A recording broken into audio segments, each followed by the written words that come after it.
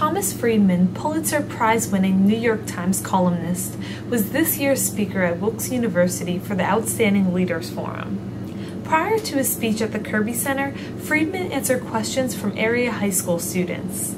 Question after question, Friedman continued to have an answer, and the students couldn't be more pleased with his answers. What's your take on the recent Occupy?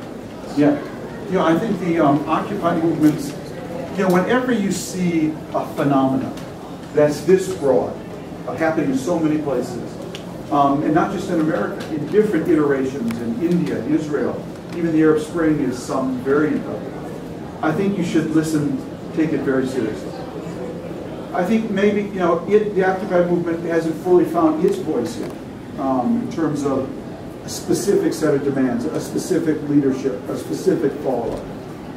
Jay Guzik of Courtdale is involved with the Wilkes Upward Bound program and enjoyed hearing Friedman speak to the group. The answer he gave was really in-depth, and it felt genuine. It's not the kind of thing you get from news channels where everything has some kind of spin on it. It felt honest. And, are you an aspiring journalist or thinking about going into that field? I've given it thought. I might. I'm a decent writer, and I very well might, and what he said tonight actually has kind of pushed me more towards that, so yes. What would you say most prepared you for getting into a career like journalism that takes you all over the world?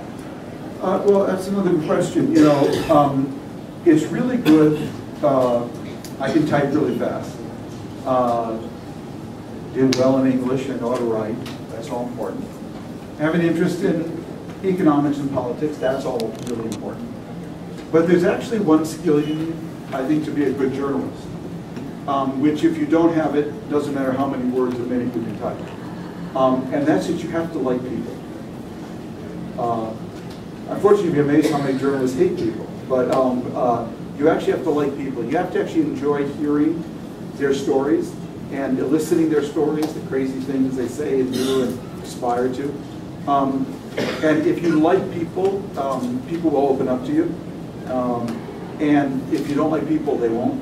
And so really the single greatest skill I think you can have as a journalist, or instinct or impulse, is really have to like people. If you can't hear the music, you'll never be able to play the music.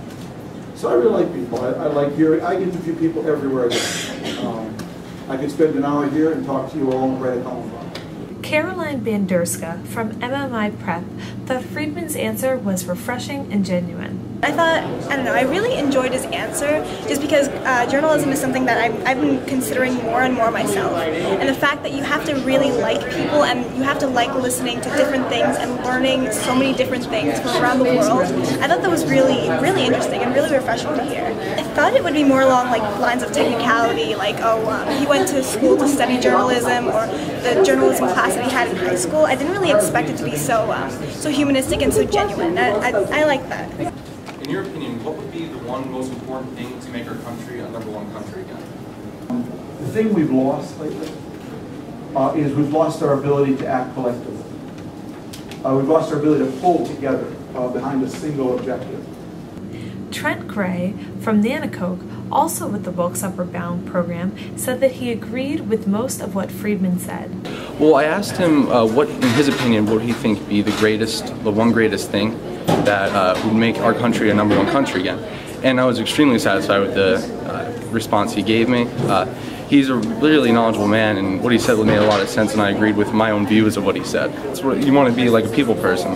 And the one thing I thought that was really, the one thing I really took away from was he said that it's not as much skill or talent with writing, it's more luck and timing. I thought that was really a good thing to take away from this.